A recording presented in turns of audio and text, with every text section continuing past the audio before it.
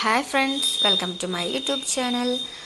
അപ്പോൾ നമ്മൾ കഴിഞ്ഞ വ്ളോഗിൽ പറഞ്ഞിട്ടുണ്ടായിരുന്നു നമ്മൾ എന്തിനാണ് ഇങ്ങോട്ട് വന്നതെന്ന്, വിശാഖപട്ടണത്തോട്ട്. അപ്പോൾ ഹസ്സിന് ഇവിടെയാണ് ജോബ്, അപ്പോൾ അതുകൊണ്ടാണ് ഇങ്ങോട്ടത്തേക്ക് ഷിഫ്റ്റ് ചെയ്തത്.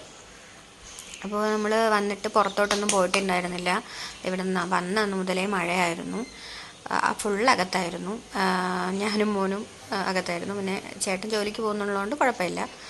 അപ്പോൾ വന്നിട്ട് ആദ്യത്തെ ഫെസ്റ്റിവലായിരുന്നു ഇവിടെ വിനായക ചതുർത്ഥിയായിരുന്നു. ഇവിടെ വിനായക ചവിത്തി എന്നാണ് പറയുന്നത്. നമുക്ക് അവരുടെ ലാംഗ്വേജ് ഒന്നും വലിയ വശമൊന്നുമില്ല, പക്ഷെ വലിയ രീതിയിലാണ് അവരുടെ സെലിബ്രേഷൻസ്. ഞാൻ ഇന്നുവരെയും കേരളത്തിൽ ഇങ്ങനെ കണ്ടിട്ടില്ല. ചിലപ്പോൾ വേറെ സ്ഥലങ്ങളിലൊക്കെ ഉണ്ടായിരിക്കാം, എൻ്റെ നാട്ടിൽ ഞാൻ കണ്ടിട്ടില്ല. ചിലരൊക്കെ അമ്പലത്തിൽ പോകാറുണ്ട് എന്ന് കരുതി ഇത്രയും രീതിയിൽ ഈ ഒരു ഫെസ്റ്റിവൽ ഞാൻ ആദ്യമായിട്ടാണ് കാണുന്നത്. അപ്പോൾ ഞാൻ ഉറക്കെ എഴുന്നേൽക്കുന്നത് തന്നെ ഒരു ചെണ്ടമേളം കേട്ടിട്ടാണ്, ഒരു കാളയെ കൊണ്ടിങ്ങനെ ഒരാൾ വീടുകൾ തോറും പോകുന്നതായിട്ട്. അപ്പോൾ ഇതിൻ്റെ ഭാഗമായിട്ട് നടത്തുന്ന ഒരു ചടങ്ങാണത്. അപ്പോൾ അത് കഴിഞ്ഞിട്ട് നമ്മൾ വിളക്ക് കത്തിച്ചു. വിനായക ചതുർത്ഥിയുടെ ഭാഗമായിട്ട് വിളക്ക് കത്തിച്ചു. ഒരു കുഞ്ഞ് ഗണപതി ഉണ്ടായിരുന്നു. പിന്നെ ഇങ്ങനെ നമുക്ക് എവിടെന്നോ ഗിഫ്റ്റ് കിട്ടിയ ഒരു കുഞ്ഞ് ഗണപതി, ഇങ്ങനെ ലൈറ്റ് ഇങ്ങനെ മാറിക്കൊണ്ടേയിരിക്കുന്ന ഒരു ഗണപതി ഉണ്ടായിരുന്നു. അത് കത്തിച്ചു. നല്ല ഭംഗിയുണ്ടായിരുന്നു അത് കാണാനായിട്ട്. ആദ്യമായിട്ടാണ് ഞാനത് യൂസ് ചെയ്യുന്നത്. ഏതോ സ്ഥലത്ത് നിന്ന് എന്തോ വാങ്ങിച്ചപ്പോഴത്തേക്കും ഗിഫ്റ്റ് കിട്ടിയതാണ്. അപ്പോൾ ആദ്യമായിട്ട് ഈ ഒരു ഫെസ്റ്റിവലിന് വേണ്ടി അതെനിക്ക് ഉപയോഗിക്കാനും പറ്റി. അപ്പോൾ നമ്മളിവിടെ ഫ്ലാറ്റിലാണ് താമസിക്കുന്നത്. ഫ്ലാറ്റിൽ വിനായക ചതുർത്ഥിയുടെ ഭാഗമായിട്ട് ഭയങ്കര ആഘോഷമായിരുന്നു. താഴെ ഗണപതിയൊക്കെ വെച്ചിട്ട് പൂജയും എന്തൊക്കെയോ നേദിച്ചിട്ടുണ്ടായിരുന്നു. അപ്പം നമുക്കതിൻ്റെ പ്രസാദമൊക്കെ കിട്ടി. നമ്മൾ ഉച്ചയ്ക്ക് പുറത്തോട്ട് പോയിട്ടുണ്ടായിരുന്നു ഇതൊക്കെ കാണാനായിട്ട്. പക്ഷെ നല്ല തിരക്കായിരുന്നു, വീഡിയോസൊന്നും എടുക്കാൻ പറ്റിയില്ല. സന്ധ്യ കഴിഞ്ഞ് നമ്മൾ വീണ്ടും പോയി. ചെറിയ മഴയൊക്കെ ഉണ്ടായിരുന്നു. എല്ലായിടത്തും നമ്മുടെ അയ്യപ്പന് ശബരിമല സീസണിൽ ഭജനപ്പുര കെട്ടുന്ന പോലെ എല്ലായിടത്തും ഗണപതി വിഗ്രഹം കോവിൽ പോലെ കെട്ടി പൂജയായിരുന്നു. അപ്പോൾ കണ്ടു. എല്ലായിടത്തും ലൈറ്റും തിരക്കൊക്കെ ആയിരുന്നു. പിന്നെ മഴ പെയ്യുന്നത് കൊണ്ട് കുറച്ച് തിരക്ക് കുറവുണ്ടായിരുന്നു. ഞാൻ ആദ്യമായിട്ടാണ് ഇങ്ങനെ ഒരു ഇത്രയും രീതിയിൽ വിനായക ചതുർത്ഥി സെലിബ്രേറ്റ് ചെയ്യുന്നത് ആദ്യമായിട്ടാണ് കാണുന്നത്. വേറെ സ്ഥലങ്ങളുണ്ടോയെന്ന് എനിക്കറിയില്ല. എല്ലാം നല്ല ഭംഗിയായിരുന്നു. കോവിലൊക്കെ ടെമ്പററിയാണ് ഈ ദിവസം കെട്ടുന്നത്. ഇങ്ങനെ ഇന്ന സ്ഥലമൊന്നുമില്ല, എല്ലായിടത്തും ഇങ്ങനെ ശ്രീകോവിലുണ്ടായിരുന്നു. ഗണപതി വിഗ്രഹവും പൂജയൊക്കെ ഉണ്ടായിരുന്നു. അവിടെ എഴുതിയിരിക്കുന്നതൊന്നും നമുക്ക് വായിക്കാൻ അറിയത്തില്ല, കാരണം ലാംഗ്വേജ് അറിയില്ല.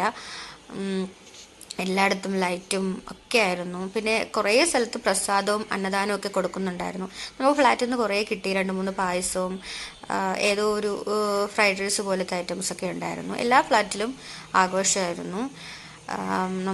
പ്രഭാഷണമൊക്കെ ഉണ്ടായിരുന്നു. നമുക്ക് മനസ്സിലാവാത്തതുകൊണ്ട് ശ്രദ്ധിച്ചു, പക്ഷെ ഒന്നും മനസ്സിലാവുന്നുണ്ടായിരുന്നില്ല.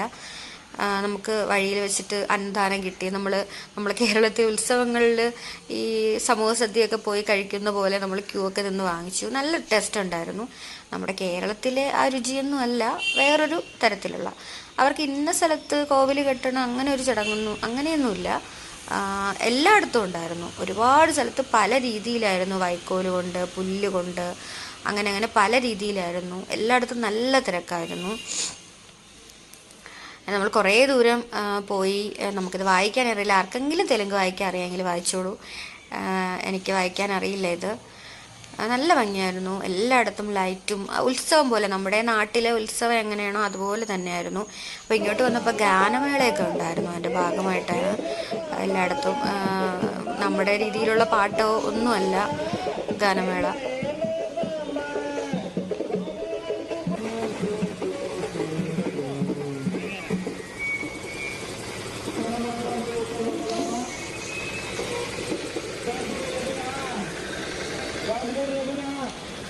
അത് കഴിഞ്ഞ് തിരിച്ച് നമ്മൾ ഫ്ലാറ്റിലെത്തിയപ്പോഴത്തേക്കും അവിടെ പൂജ നടക്കുകയായിരുന്നു. അപ്പോൾ അതിന് മുന്നേ നമ്മൾ സദ്യ കഴിക്കാൻ പോയ അവിടെ അന്നദാനം ഉണ്ടായിരുന്നു എന്ന് പറഞ്ഞില്ലേ, അവിടെ ചെണ്ടമേളവും കൊട്ടുമൊക്കെ ഉണ്ടായിരുന്നു. നമ്മൾ വീട്ടിൽ വന്നിട്ടാണ് ഫുഡ് കഴിച്ചത്. അവിടെ ഇരുന്ന് കഴിക്കാനുള്ള ഒരു സിറ്റുവേഷൻ അല്ലായിരുന്നു. മഴയുണ്ടായിരുന്നു, മോനും കൂടെ ഉണ്ടായിരുന്നു. തിരിച്ച് വന്നപ്പോഴത്തേക്കും ഫ്ലാറ്റിൽ പൂജ ഉണ്ടായിരുന്നു. വലിയ രീതിയിലായിരുന്നു പൂജ. അപ്പോൾ ഞാൻ ആദ്യമായിട്ടാണ് ഈ പൂജ കാണുന്നത്. പ്രസാദമൊക്കെ നേദിച്ചു. ഗണപതിക്ക് ലഡു എല്ലാം ഉണ്ടായിരുന്നു. നമുക്കെല്ലാം തന്നു അത് കഴിഞ്ഞിട്ട്.